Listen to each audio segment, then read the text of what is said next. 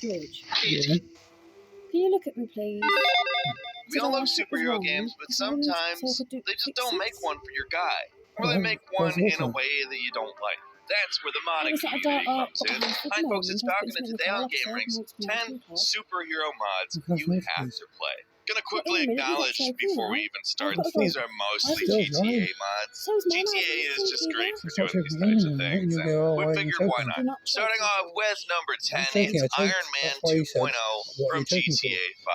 Now, Iron Man on GTA 5 is freaking awesome, because, for one, it does exactly what it should do. He flies around completely badass. He's got fantastic inertia. When you land, you have to roll. You can hover around slowly. You can fly around like a jet plane. Truly, this is what an Iron Man game should be like. In fact, they made an Iron Man game.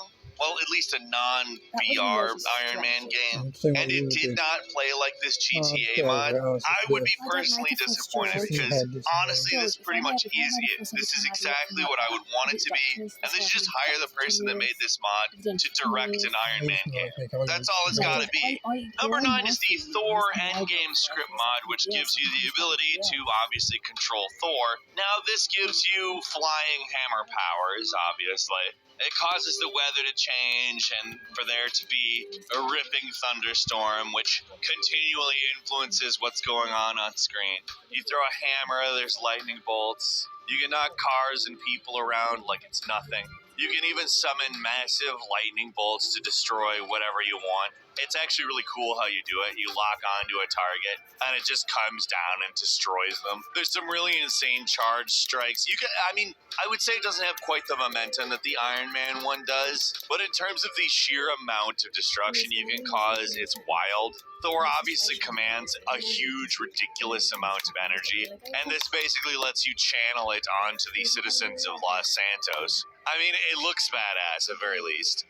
At number 8 is the retro superhero mod for Fallout New Vegas. Now, this one does give you superpowers, but a lot of this is about the aesthetic of superheroes. They are entirely intended to mirror that sort of retro futurism that Fallout is known for. So you get kind of old school detective type superheroes, like for instance the obvious Superman type superhero, makes it so bullets do basically no damage. The description lists it as bullets bounce off, but sometimes they do a small amount of damage. You get invisibility, they're seeing in the dark, super strength, all of these types of superhero things that you might expect in an old 1950s comic, along with all of the looks. As far as I'm concerned, even if you didn't really get superpowers, it'll still be a cool mod. Old school superheroes are pretty badass. And number 7 is this Magneto mod for GTA 5.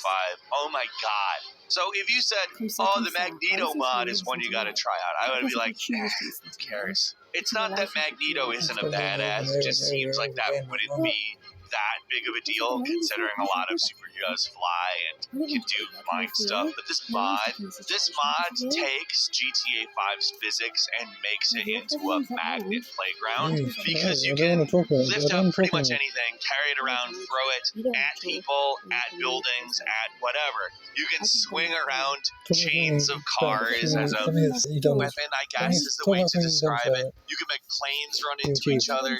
You can do EMP blasts. You can do powerful punches where you're just slamming hard into something metal and it just buckles under the magnet power. I think probably one of my favorite things is that you can pick up trains and whip them around. In ways it almost kind of feels like a big train being a pair of nunchucks or a chain. I don't know, for me this is actually one of the most fun mods on this list. There are also some pretty clever things you can do with it that cause insane amounts of destruction.